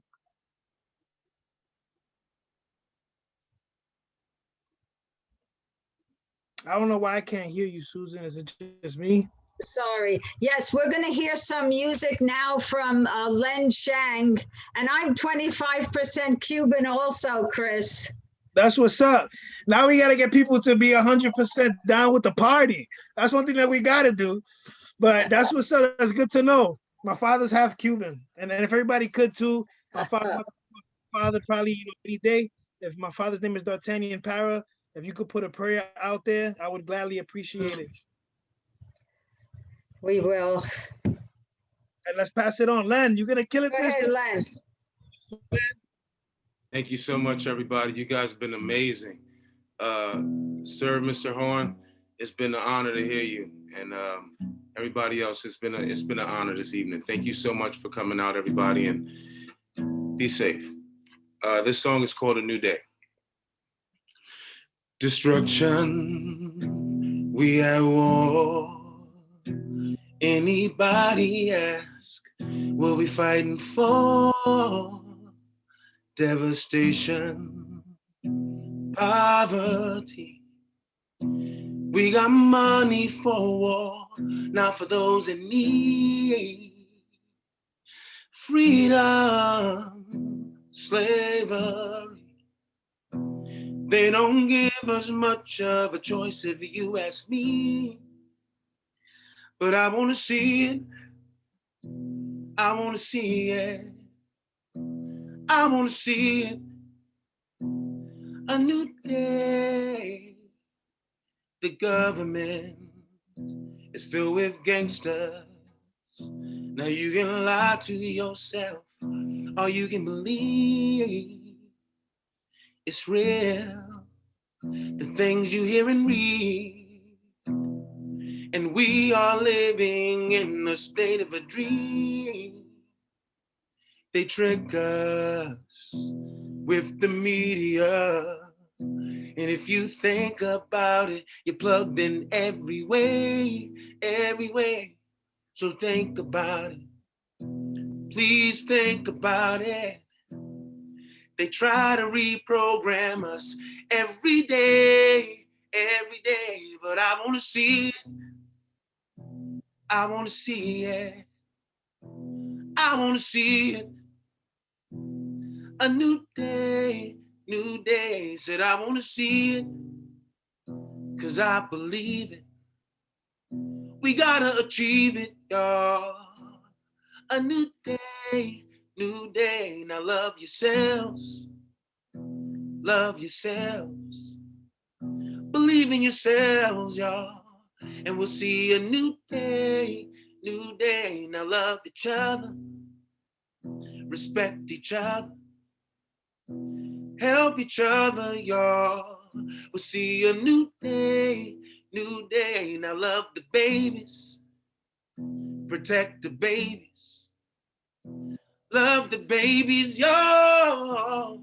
A new day, now love the planet. Hey, heal the planet. Protect the planet, y'all. A new day, a new day.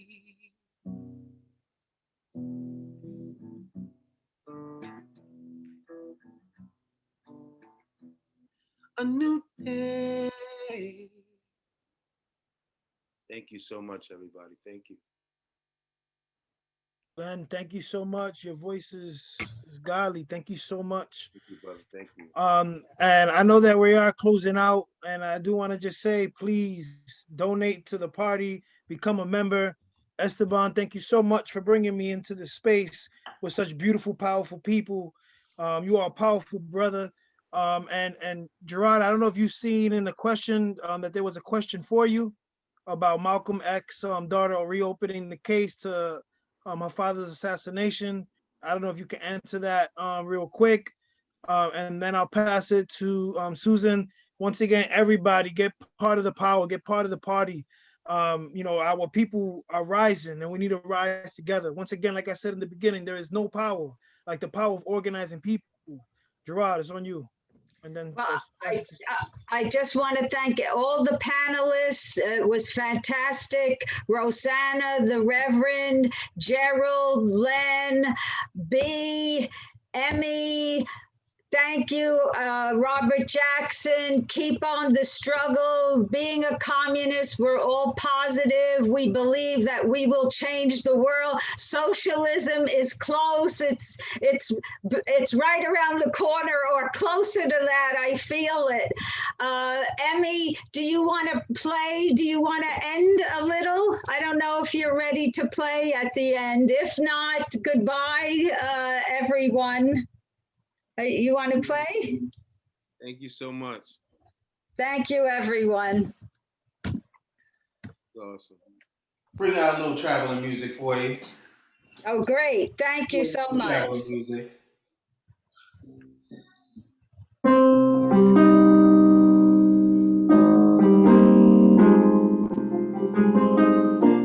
raise my hand.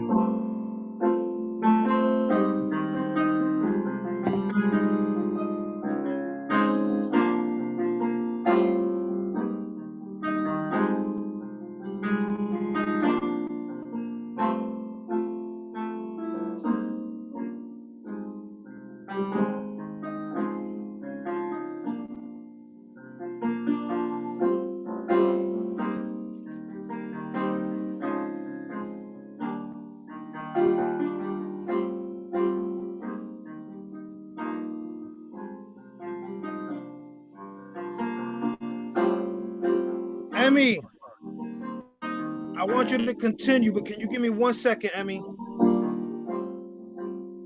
Give me 1 second, Emmy. Because we want to hear you play. Can we get Gerard to answer the question before because the people are leaving, and I want to end with that note. So please keep that tone going as soon as Gerard can answer this question real quick. I was asked to respond to this recent story in the press that suggests that a recently deceased member of the NYPD, as I recall, had issued a deathbed letter concerning how he and other authorities supposedly had conspired to detain the security of Malcolm X in the run-up to his assassination in February 1965. A relative of this officer has been on the media, but the latest revelation is that his daughter basically suggests that this is not an authentic letter. So I'm not sure how we should absorb this letter. But in any event, that we know that there was hanky-panky with regard to the killing of Malcolm X. There is a documentary, Who Killed Malcolm X, where this is detailed at some length. And let me also say, since I have the floor, just 15 more seconds, that in my legislative wrap-up, I should have mentioned HR 40, the bill for reparations to the descendants of enslaved Africans in North America, which is getting maximum support and maximum attention, at least from some. I don't want to exaggerate. And then finally, my apologies, no disrespect meant to the eminent Tamika Mallory. I salute her project with Cardi B and Angela, and I'll probably be the first in line to buy it.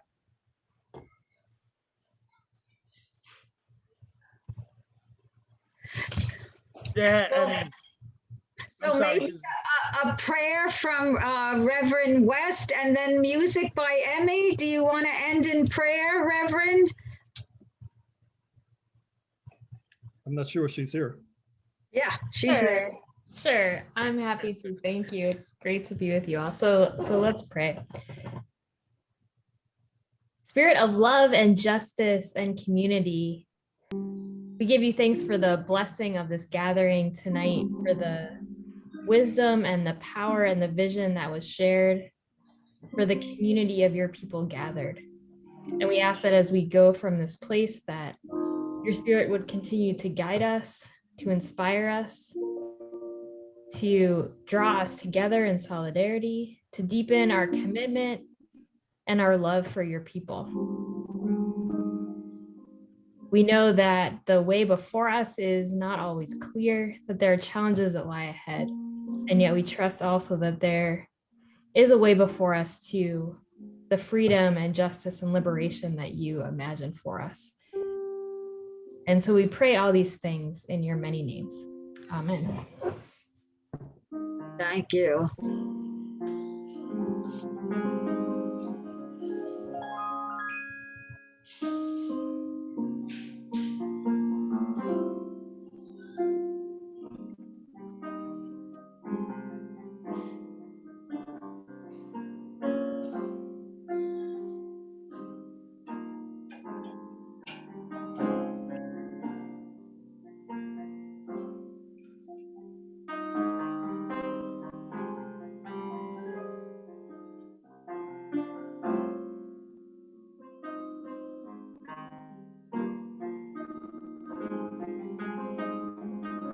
let me just keep playing the music. I just want to say thank you, everybody, for showing up tonight. Thank you. This was a blessing, a lot of education, and I think that we need to be spreading this video as much as possible. Len, you killed it tonight, man, and Emmy too. Next time we'll do a duel. But honestly, truth, the energy was good. And Robert Jackson, sorry that I cut you off early. I do want to say sorry, you know, the time limit at that time. But I just want to say a lot of respect to everybody on this call. Once again, become a member, invest into this party. There's a lot of love and a lot of inspiration in this party, and a lot of people really working hard on a day-to-day basis. I just want to say good night to everybody, and thank you for joining us on this Sunday evening. I hope to join you soon. Love, and please stay strong in times of weakness. We are not victims no more, but we are survivors.